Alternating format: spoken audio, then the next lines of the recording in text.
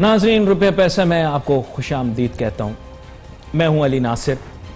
बात यह है कि मेरे ख़्याल से फ़राग़त ने आप लोगों को दीवानेपन के नज़दीक तो पहुँचा दिया होगा और आपको इस चीज़ का अंदाज़ा हो गया होगा कि पूरा दिन घर रहने से इंसान की ज़हनी कैफियत कैसी हो जाती है। ये कैद की सी जो हालत आपकी हो रही है, इससे आपको जेल की सज़ा की भी जो अहमियत है उसका अंदाज़ा हो गया होगा। घरों में कैद आप बोर ज़रूर हो रहे होंगे, लेकिन ये वक्त है माशी तौर पर पसमानदा जो तबका है इस मुल्क का, उसके बारे में सोचने के लिए। आप में से अक्सरियत, क्योंकि मेरा प्रोग्राम देखने वाले लोग अशराफिया में ज़्यादा हैं, अवाम भी देखती है, लेकिन उन्होंने घर में दबा के सौदा ज़ख़ीरा कर लिया है। 200 साल भी अगर दुनिया में कहत आ जाए तो उन्होंने अपने घर में इतना अनाज ज़ख़ीरा किया हुआ है कि ना उन्हें खाने का कोई प्रॉब्लम होगा, न ही कोई और दुश्वारी।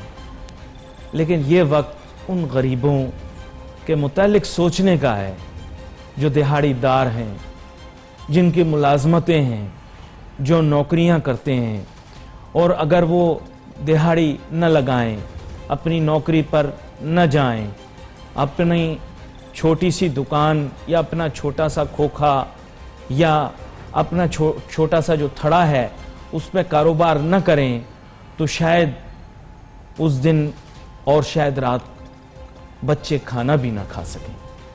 ये पप्पू बर्गर वीआईपी एरियो में रहने वाले बच्चे जो कहते हैं साहब लॉकडाउन ता हयात भी लगा दिया जाए तो हमें फर्क नहीं पड़ता, उनको मैं ये कहना चाहूंगा कि फेसबुक की दुनिया से, ट्विटर की दुनिया से, इंस्टाग्राम की दुनिया से, पबजी की कायनात से, टिकटॉक के इस आसमान से उतर के जरा हकीकी दुनिया में आ जाएं। लोग बड़ी बुरी हालत में माशी बदहाली का शिकार है। इस मसले का शिकार जो लोग हैं उनकी प्लेट को समझें। उनको आटा चीनी चावल आप देते तो रहोगे, और काफ़ी दफ़ा मुझे लोग कहते हैं जो ज़रूरतमंद हैं कि साहब ये खैरात हमें मिल रही है, ये हमारा ज़मीर हमें इजाज़त नहीं दे रहा, या चंद लोग शिकायत कर रहे हैं कि लोग तशहीर के लिए या सेल्फी के लिए दूसरों को दे रहे हैं। भाई नेकी का काम है, कोई दिखा के करे, नेकी का काम है कोई दिखा के करे या पोशीदा करे, दोनों सूरतों में उसको सवाब है। और मजबूरी की हालत है, मैं इस मामले में आगे कुछ नहीं कहूंगा, लेकिन आपकी ज़रूरत है, आपने खाना तो खाना है ना जिंदा रहने के लिए, तो अपनी अना को कभी कभार इंसान को शिकस्त देनी पड़ती है ताकि बुनियादी ज़रूरियात पूरी। अच्छा, एक मैक्रो मसला भी है, मुझे शोबा तहकीक ने बताया है, और यह बताया है कि 1952 के बाद, 1952 के बाद पहली मर्तबा पाकिस्तान की मजमूई कौमी पैदावार यानी कि ग्रॉस डोमेस्टिक प्रोडक्ट मनफी जाने का, यानी सरकारी तौर पर मनफी जाने का, गैर सरकारी तौर पे तो बहुत दफा मनफी गई होगी, लेकिन सरकारी तौर पे मनफी जाने का खदशा है। कल देखो मुश्किल वक्त है, मैंने वजीर आजम इमरान खान साहब पे बहुत तनकीद की, मानता हूं, लेकिन वो हमारे मुल्क का वजीर आजम, सोच फिक्र और ख्याल के अंदर अच्छी सोच और अच्छी फिक्र का इजहार कर रहा। गलत बात मैं नहीं करूंगा। देखो फिर मैं यही बताऊंगा, एलिट से बाहर निकलो। ये जो सुबह सुबह जो और फेसबुक के ऊपर हमने सौदा ले लिया, हमने गोश्त ले लिया, आई डोंट नो, मेरा फेवरेट रेस्टोरेंट नहीं खुला, दीज थिंग्स आर इररेलेवेंट। उसने ग्राउंड लेवल पे आके मेरे वजीर आजम इमरान खान ने बताया लोग भूखे मर जाएंगे अगर हमने लॉकडाउन ज्यादा रखा। अब ball is in his court, देखो फैसला क्या होता है। IMF और वर्ल्ड बैंक की बिलखुसूस पाकिस्तान की टीमें जो प्रोग्राम रेगुलर देखती हैं, उनके रिकॉर्ड में मौजूद है। प्रोग्राम एक थिंक टैंक की तरह है। थोड़ा इसमें मसालेदार बनाने के लिए भाई थोड़ी हरकतें वगैरह करता रहता हूं, माजरत माफ करना, लेकिन आजकल मार्केट में चल ही ये रहा है तो फिर हमें भी यही मंजन बेचना पड़ता कभी कभी। लेकिन बात यह है कि IMF वर्ल्ड बैंक के जो नुमाइंदे पाकिस्तान में मौजूद हैं, मैं उन्हें कहूंगा संजीदगी से हमारे वजीर आजम इमरान खान साहब की बात को समझें। मुल्क इस वक्त वाकई में दुश्वार वक्त से, मुश्किल तरीन वक्त से गुजर रहा है। ہمارے آپ پلیز پلیز پلیز ہمارے قرضے معاف کر دیں. میں صحیح بول رہا ہوں, یہ ملک کبھی ریکور ہو ہی نہیں سکتا, اس اکنامک کرائسس سے کبھی نکل ہی نہیں سکتا. میں آپ کو صحیح بتا رہا ہوں. آپ نے 2-3 بندے اپنے بٹھائے ہیں, ڈاکٹر عبدالحفیظ شیخ صاحب بٹھائے ہیں, باقر صاحب بٹھائے ہیں, 2-3 اور بندے بھی آپ نے ٹیم میں بٹھائے ہوں گے, لیکن سر کام کا ان میں سے کوئی بھی, وداؤٹ ڈیو ریسپیکٹ, میں بڑی عزت کرتا ہوں, ان میں سے کام کا کوئی بھی نہیں ہے. تو اس معاشی مشکل سے ہم نکل نہیں سکتے جب تک کہ آئی ایم ایف ہمارے قرضے معاف کر دے. بین الاقوامی جتنی, میں صدر ڈونلڈ ٹرمپ صاحب سے ریکویسٹ کرنا چاہوں گا, پریزیڈنٹ ڈونلڈ ٹرمپ صاحب سے, کہ سر میں آپ سے براہ راست ریکویسٹ کرتا ہوں کہ آپ اپنا اثر و رسوخ استعمال کریں ڈونلڈ ٹرمپ صاحب, اور پاکستان کے اس مشکل وقت کے اندر آپ آئی ایم ایف کے اندر بڑا کی سٹیک ہولڈر ہے امریکہ, وہ اپنا اثر و رسوخ استعمال کرے اور پاکستان کے قرضے معاف کروائے. چھوٹی سی بریک لیتے ہیں, بریک کے بعد واپس آتے ہیں, اپنی گفتگو کو جاری رکھیں.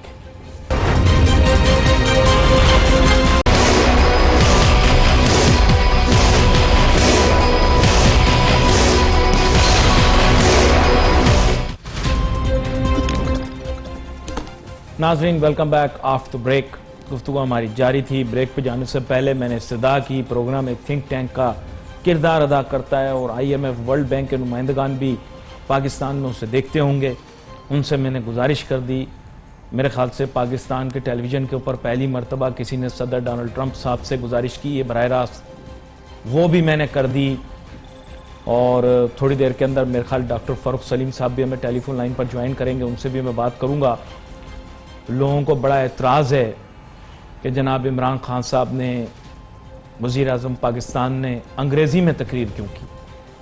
بھائی دیکھیں, اصل میں بات یہ ہے کہ انگریزی زبان بین الاقوامی زبان ہے, اس میں بڑی وسعت ہے اور سننے والوں کی تعداد بھی بہت زیادہ ہے, اور جو اپیل انہوں نے کی یا جو گزارش انہوں نے کی وہ انگریزی میں کرنا ضروری تھی تاکہ بین الاقوامی دنیا کے اندر ایک مثبت پیغام جائے اور ہمارے ملک کی بھلائی کے لیے جو کام ہونا چاہیے وہ ہو جائے.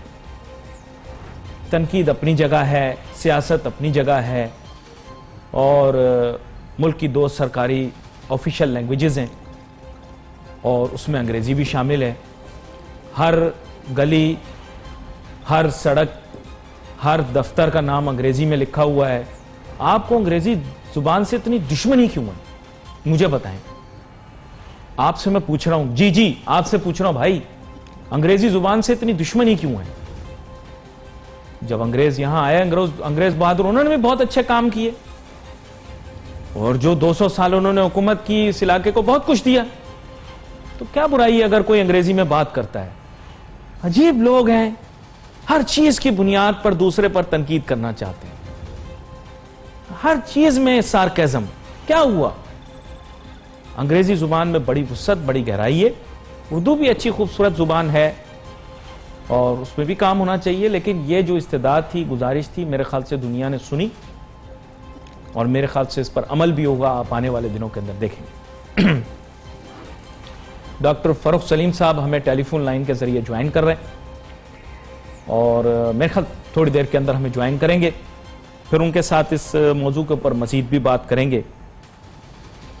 آگے لے کر چلتے ہیں بھائی گفتگو کو. بات یہ کہ تیل کی قیمتوں کے متعلق بھی جو معاملہ سعودی عربیہ اور روس کے درمیان کافی پریشان کن حد تک خراب ہو گیا تھا, وہ بھی حل ہو رہا ہے. لیکن آپ پریشان مت ہوں, تیل کی قیمتیں کم ہی رہیں گی, بین الاقوامی پیداوار کم رہے گی,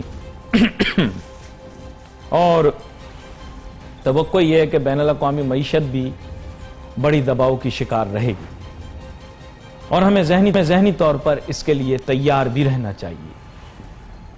پاکستان کو زیادہ فرق اس لیے نہیں پڑے گا کیونکہ ہم تقریباً دنیا سے کوئی 500-800 سال پیچھے ہیں. 800 تو نہیں, لیکن چلو 500 سال پیچھے ہیں. ساری دنیا سے ہم 500 سال پیچھے ہیں. ہمیں ٹینشن کوئی نہیں. ہماری ایکسپورٹ اورینٹڈ مارکیٹ نہیں ہے, ہماری زیادہ جو ہے لوکل کنزمپشن بہت زیادہ ہے, لوکل پروڈکشن ہماری بہت کم ہے. یہ پاک اسٹڈیز کی بک میں سب فضول لکھا ہوا ہے, ٹھیک ہے نا, اس میں کوئی حقیقت نہیں ہے. پاکستان وسائل سے مالا مال, یہ پھر میں موضوع ڈسکس نہیں کرنا چاہ رہا تھا لیکن مجبور ہوں کیونکہ انہوں نے جب بتایا کہ مجموعی پیداوار جو ہے وہ کم ہو جائے گی تو اس کی وجوہات تو میری عوام کو پتہ ہونی چاہیے، اور میں چاہوں گا کہ لوگ نوٹس لیں، تو کیونکہ جو ہے وہ جھوٹ جب ایک شخص بولتا ہے تو اس پر شک ہو جاتا ہے، جب مشترکہ طور پر جھوٹ بولا جاتا ہے تو کبھی کبھار لوگ اسے سچ سمجھ لیتے ہیں۔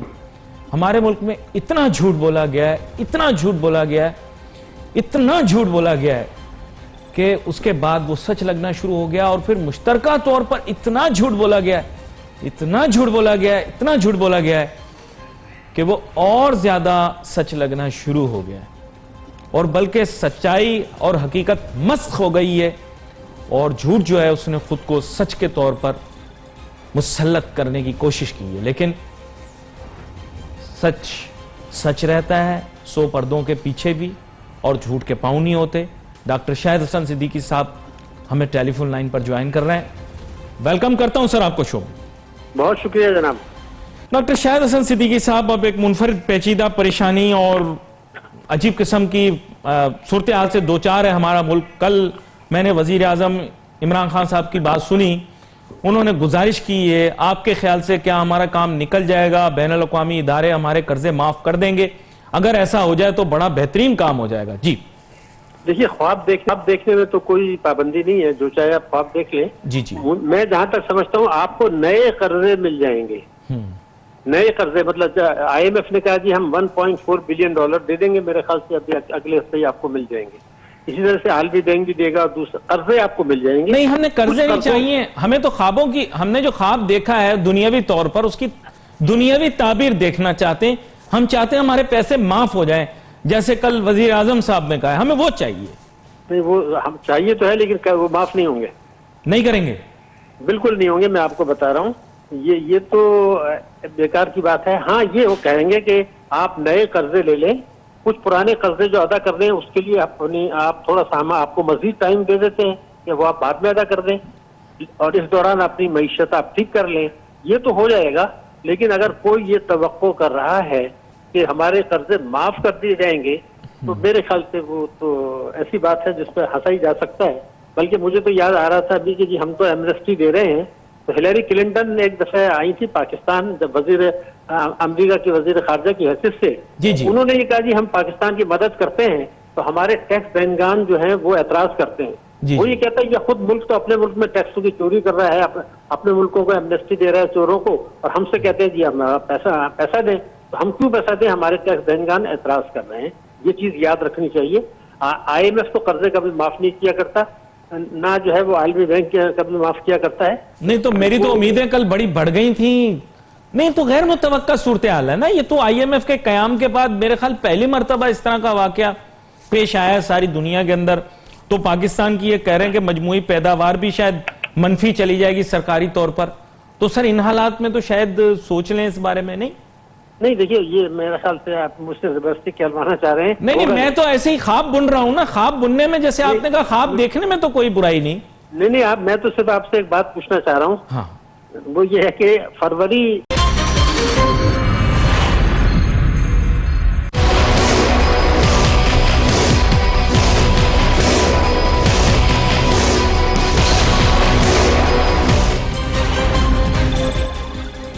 ناظرین ویلکم بیک آفٹر بریک۔ گفتگو ہماری جاری تھی۔ بریک پہ جانے سے پہلے ڈاکٹر شاہد حسن صدیقی صاحب سے میں بات کر رہا تھا، پتہ نہیں کیوں میرے جذبات کہاں سے کہاں پہنچ جاتے ہیں، پھر اچانک ڈاکٹر شاہد حسن صدیقی صاحب سے بات ہوتی ہے اور وہ لے زمین پر پٹخ دیتے ہیں میرے جذبات۔ ڈاکٹر شاہد حسن صدیقی صاحب، میں نے تو پتہ نہیں کیسے کیسے خواب سوچ لیے تھے، I had built castles in the sky کہ پاکستان تو اب اکنامک لفٹ آف کی طرف جائے گا، لیکن آپ نے حقیقت بتا کر مجھے عجیب سی کیفیت میں ڈال دیا۔ خیر، اور دوسرا سوال آپ نے مجھ سے یہ بھی پوچھ لیا کہ کیا پاکستان کی معیشت گراوٹ کی جانب جا رہی تھی؟ وہ تو ایک علیحدہ ایشو ہے کہ ایک فینومینا تھا، لیکن منفی سے مانے ابھی یہ شعبہ تحقیق نے مجھے بتایا کہ بیسیکلی نیگیٹو گروتھ ریٹ آئے گا جی ڈی پی کے اندر، انہوں نے وضاحت کی ہے۔ تو وہ اس کے متعلق بات کر رہے ہیں کہ یہ کیفیت بہت ہی خراب ہوتی ہے کسی بھی ملک کی معیشت کے لیے۔ تو آپ اس سے اتفاق کرتے ہیں کہ پاکستان کی گروتھ ریٹ جو ہے جی ڈی پی کی وہ منفی رہے گی، یعنی مطلب یہ کہ ریڈیوس نہیں ہوگی بلکہ زیرو سے بھی کم ہو جائے گی. کیا کہتے ہیں آپ؟ دیکھیے میں آپ سے ایک بات عرض کر دوں کہ ہمارا ملک ہے اور ہمیں پتا ہے کہ ہمارے اندر بہت صلاحیتیں بھی ہیں اور اللہ تعالیٰ نے ہمیں بہت کچھ دیا ہے. جی جی. اس میں جو کچھ دنیا بھر میں ہو رہا ہے اس کے نتیجے میں 1 اپریل سے 30 ستمبر تک یہ جو 6 مہینے ہیں اس میں اگر منفی گروتھ رہتی ہے جو کہ رہے گی تو کوئی اتنی زیادہ پریشانی کی بات نہیں ہے. اس لیے کہ جب آپ کی امپورٹ آرڈر کینسل ہو گئے، جب آپ کے ایکسپورٹ کے آرڈر کینسل ہو گئے، جب آپ کی جو ہے صنعتیں نہیں چل رہی، دنیا بھر کی نہیں چل رہی، تو ہم کس کو ایکسپورٹ کریں گے؟ تیل کی کھپت آپ کی کم ہو گئی، لوگ گھروں میں بیٹھے ہوئے ہیں. تو 6 مہینے اگر منفی ہوتی ہے تو کوئی آسمان نہیں گر پڑے گا، کیونکہ پھر ستمبر کے بعد اگر ہم نے صحیح پالیسیاں ابھی بنا لی تو پھر ایک پازیٹیو گروتھ شروع ہو جائے گا اور ہم اس نقصان پر قابو پا لیں گے. یہ بات میں پوری ذمہ داری سے کہہ رہا ہوں، مگر شرط ایک ہی ہے. اب آپ دیکھیے میں نے جیسے عرض کیا آپ سے کہ جو فروری 2020 تک تو ہماری معیشت غلط ڈائریکشن میں جا رہی تھی. اب انہوں نے یہ کیا کہ جو کچھ ناکامیاں اپنی ہوں گی غلط پالیسیوں سے وہ سارا کورونا کے کھاتے میں ڈال کے تالی بجانا شروع کر دیں گے کہ جی ہم نے تو بہت کچھ کر لیا تھا، اب یہ کورونا آ گیا. اب مثال کے طور پر ابھی بتایا گیا کہ 1200 ارب روپے کا ہم نے پیکج دیا ہے، اقتصادی پیکج 8 ارب ڈالر کا. جی جی. تو میں یہ کہہ رہا تھا کہ واقعی یہ 1200 ارب ڈالر کا پیکج ہے یا آپ ہمیں خواب دکھا رہے ہیں؟ اس میں 280 ارب روپے تو وہ ہیں جو آپ گیہوں خرید کے بیچ دیں گے، تو اس میں تو بجٹ میں آئے گا ہی نہیں. 100 ارب روپے کے جو ریفنڈ ہیں وہ آلریڈی آپ کو دینے تھے ایکسپورٹرز کے. 100 ارب روپے ایس ایم ایز بینک کو قرضے دیں گے. تو انہوں نے کئی 100 ارب روپیہ جو کہ اس کے حصہ نہیں تھے ریلیف کا وہ سب اس کے کھاتے میں ڈال دیے اور کہا یہ ہم دے رہے ہیں. ایسا کچھ نہیں ہو رہا. ایک تو یہ بنیادی بات ہے. دوسری بات جو میں اس میں تو کوئی شبے کی بات ہی نہیں ہے کہ یہ پیکج 1200 ارب کا نہیں ہے. یہ چیزیں جو ہے نا وہ آپ وہ جو ہے اگر آپ نے بے نظیر انکم سپورٹ پروگرام میں احساس پروگرام میں ایک رقم رکھی ہوئی تھی اس رقم کو آپ نے یہاں لا کے ڈال دیا کہ جی ہم دے رہے ہیں. آپ نے پیٹرولیم مصنوعات میں قیمتیں کم ہوئی، ٹیکسز کم ہوئے، آپ نے اس کو اس پیکج پہ ڈال دیا. یہ چیزیں روٹین کی تھی. تو ایک تو یہ بنیادی بات ہے. دوسری بات جو میں آپ کو عرض کرنا چاہ رہا تھا کہ اس وقت جو کچھ کھیل ہو رہا ہے وہ یہ ہو رہا ہے کہ ہم نے کورونا وائرس کی آڑ میں ہم مراعات دینا شروع کر دیا. ایک ایمنسٹی آئی، no question will be asked. اب میں یہ پوچھنا چاہتا ہوں آپ سے کہ 209 ملکوں میں کورونا وائرس آیا ہے، کیا کسی ملک نے ایمنسٹی دینی شروع کر دی؟ آپ اس وقت تو یہ کرتے ہیں لوگوں کو ریلیف دیتے ہیں، چوروں کو ریلیف نہیں دیتے. لیکن ہماری اپروچ یہ ہے کہ اس موقع سے فائدہ اٹھا کے اس کو بھی ریلیف دے دیا. دوسرا میں یہ چاہتا ہوں کہ اگر پاکستان میں ایک میرا سوال ہے، نہیں وہ اگر میں اس کو ریفریز کر دیتا ہوں، دیکھیں تھوڑا سٹل بنا دیتا ہوں. انہوں نے کہا ہے تعمیراتی شعبے کو آگے بڑھانے کے لیے یہ کرنا ضروری ہے کہ اس میں سرمایہ کاری کرنے والوں کو آسانی دی جائے. یہ ہے بنیادی طور پر تھوڑا آسانی دینے میں مجھے کوئی اعتراض نہیں ہے. میں نے آپ کے پروگرام دیکھے ہیں جو آپ نے آباد وغیرہ کے ساتھ کیے.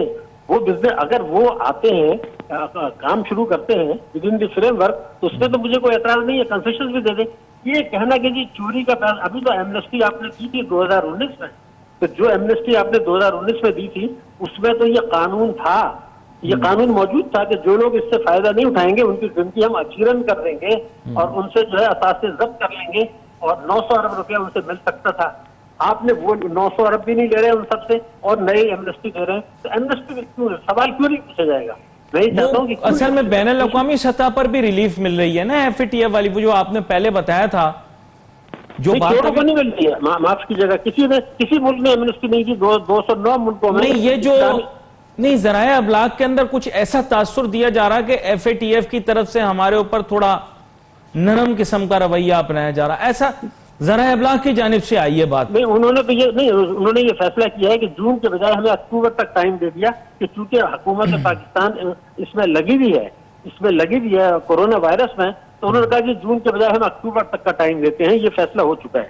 تو وہ تو بات آپ کی صحیح ہے، مگر میں جو آپ کی طرف توجہ دلانا چاہ رہا تھا دو چیزیں. دیکھیے اس وقت یہ شرح سود کم ہونی چاہیے تھی، آپ بھی مانتے ہیں میں بھی مانتا ہوں. تو اس کے بعد قرضوں پر بھی شرح سود کم ہو گئی. تو کیا ہمیں پتا ہے کہ پاکستان میں 51,000 بورورز ہیں، 51,000 جنہوں نے 6,700 ارب روپے کے قرضے لیے ہوئے ہیں. 6,700 ارب روپے ان 51,000 کو آپ نے فائدہ پہنچا دیا. اس سے اگلے دن اسٹیٹ بینک نے سرکولر ایشو کر دیا کہ جو بینکوں میں کے کھاتے دار ہیں ان کی شرح منافع کو کم کر دیا جائے. جی۔ تو کیا آپ کو پتا ہے کہ اس وقت جو ہے 2 کروڑ 20 لاکھ آدمیوں کو ہم نے شرح منافع جو دے رہے تھے 11.25 اس کو کر دیا 9.5. تو 51,000 آدمیوں کو آپ نے فائدہ پہنچایا اور 2 کروڑ 20 لاکھ آدمی جن کے پیسے پر یہ قرضے دیے جا رہے ہیں ان کو شرح منافع کم کر دی. تو یہ بتائیے کہ یہ کون سا پیکج ہے؟ ان کی شرح منافع وہ کیوں کم کیا آپ نے؟ ان کو تو کم سے کم وہی چلنے دیتے. فگر بتا رہا ہوں وہ سے 8,000 ارب روپیہ جو ہے جو کہ ڈپازٹ تھا جو ہے 22 لاکھ آدمیوں کا 2 کروڑ 20 لاکھ کا وہ آپ نے کم کر دیا. 105 ارب روپے سال کا نقصان ہوگا ان لوگوں کو جو پاکستان میں بچتیں کر رہے ہیں.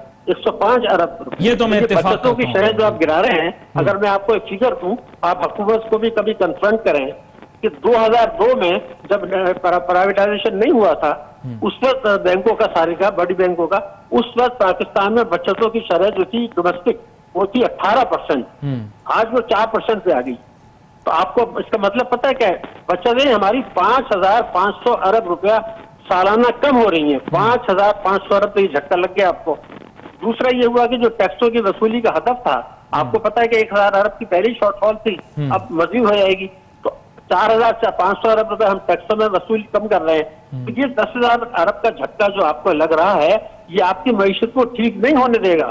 اس کو کورونا کے کھاتے میں مت ڈالیے. کورونا کے کھاتے کا میں نے آپ کو بتا دیا کہ 6 مہینے تک ہماری منفی رہے گی. یہ تو مجھے اس میں کوئی پریشانی نہیں ہے, بشرطے کہ آپ آج صحیح پالیسیاں بنا لیں جو یہ بناتے ہوئے نظر نہیں آ رہے. یہی میری پریشانی.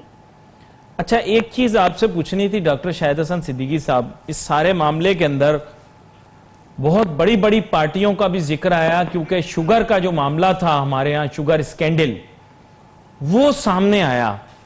لیکن اس میں لوگوں کو عہدے سے ہٹا دینا یا ان کے ساتھ تھوڑا سخت رویہ اپنانا یہ ہماری ضرورت نہیں, ان سے پیسے کریں گے. اور پھر آئی پی پیز کا بھی پتہ لگ گیا.